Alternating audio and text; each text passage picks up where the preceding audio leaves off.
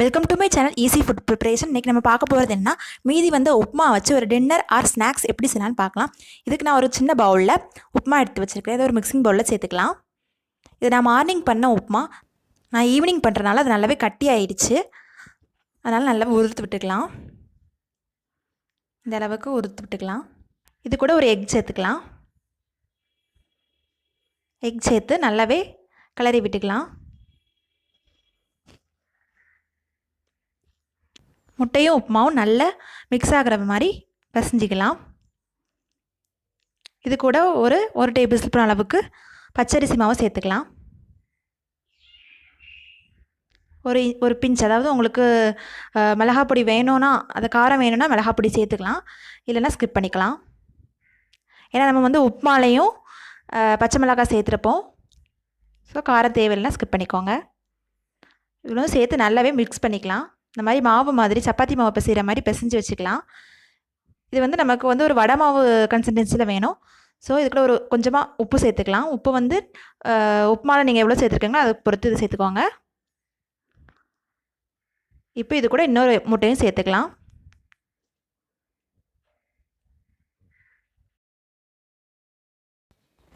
இந்த முட்டையும் சேர்த்தாச்சு. இப்போ இதை நல்லா பிசைஞ்சு விட்டுக்கலாம். இது ஒரு வடை மாவு பதத்துக்கு வரணும். அதுக்கு ஏற்ற மாதிரி அரிசி மாவும் முட்டையும் சேர்த்து இந்த மாதிரி கொஞ்சம் கொஞ்சமாக சேர்த்து பிசைஞ்சிக்கலாம். உப்புமா அவங்கள்ட்ட கொஞ்சம் அதிகமாகவே இருந்துச்சுன்னா கம்மியாக சேர்த்து அப்புறம் பிசைஞ்சிட்டே இருக்கும்போது ஒரு வடை மாவு பதத்துக்கு வந்துடும். ஸோ மொத்தமாக எல்லாம் போட்டு பிசையாதீங்க. பாருங்கள், இந்த அளவுக்கு இருக்குது. இப்போ நான் ஒரு பச்சரிசி மாவு ஒரு ஸ்பூன் சேர்த்துக்கிறேன். சேர்த்து நல்லா பிசைஞ்சிக்கலாம்.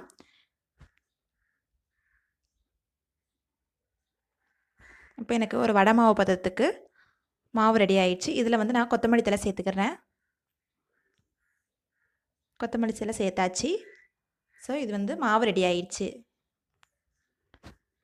இப்போ ஒரு ஸ்டவ் ஆன் பண்ணி தோசைக்கல்லை அடுப்பில் வச்சிடலாம். தோசைக்கல் நல்லாவே ஹீட் ஆகட்டும். இதில் ஒரு 2-3 ஸ்பூன் அளவுக்கு எண்ணெய் ஊற்றிக்கலாம்.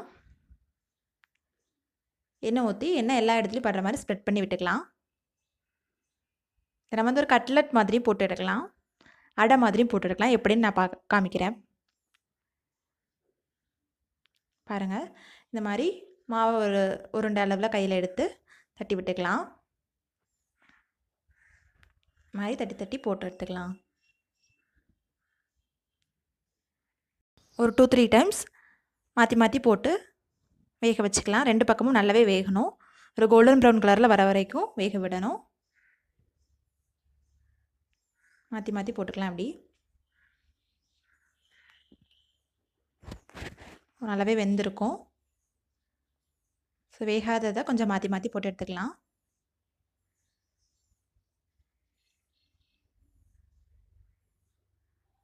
இதை பாருங்கள், நல்லாவே வெந்துருச்சு. ஏன்னா கோல்டன் ப்ரௌன் கலரில் வந்துடுச்சு. இப்போ இதை எடுத்துடலாம். அடுத்து திரும்பியும் எண்ணெய் ஊற்றிக்கலாம். நடுசில் மட்டும் எண்ணெய் ஊற்றிருக்கலாம். ஏன்னா நம்ம இதை அடை போட்டு எடுக்க போகிறோம். இந்த மாதிரி ஒரு பெரிய ரவுண்டாக பிடிச்சி தோசைக்கல்லை தட்டி அடை மாதிரி போட்டுக்கலாம். போட்டாச்சு. இப்போ 2 பக்கமும் நல்லா வேக விட்டு எடுத்துக்கலாம். பாருங்க, நல்லா ப்ரௌன் கலரில் வந்துருச்சு. சீக்கிரமாகவே வெந்துடும். மாற்றி போட்டு எடுத்துக்கலாம். இது அடை மாதிரியும் செய்யலாம், இந்த மாதிரி கட்லட் மாதிரியும் செய்யலாம். ஸோ உங்களோட விருப்பம் எப்படி செய்யணுமோ அந்த மாதிரி செஞ்சுக்கலாம். ரெண்டுமே ரொம்பவே டேஸ்ட்டாகவே இருக்கும். இது கூட நீங்கள் சட்னி வச்சு, தேங்காய் சட்னி அரைச்சி சாப்பிட்ணுன்னா சாப்பிட்லாம். சும்மா நார்மலாக சாப்பிடவும் ரொம்பவே டேஸ்ட்டாக இருக்கும். இப்போ நல்லாவே வெந்துடுச்சு. என்கிட்ட இருக்கிற மாவுக்கு நான் எடுத்தது 1 கப் அளவு தான் மாவு எடுத்தேன். அதுக்கு ரொம்பவே அதிகமாக தான் வந்துச்சு. பாருங்கள், ரொம்பவே டேஸ்டான கட்லட் ஆர் அடை ரெடி. ஸோ கண்டிப்பாக ட்ரை பண்ணி பாருங்கள். தேங்க்யூ.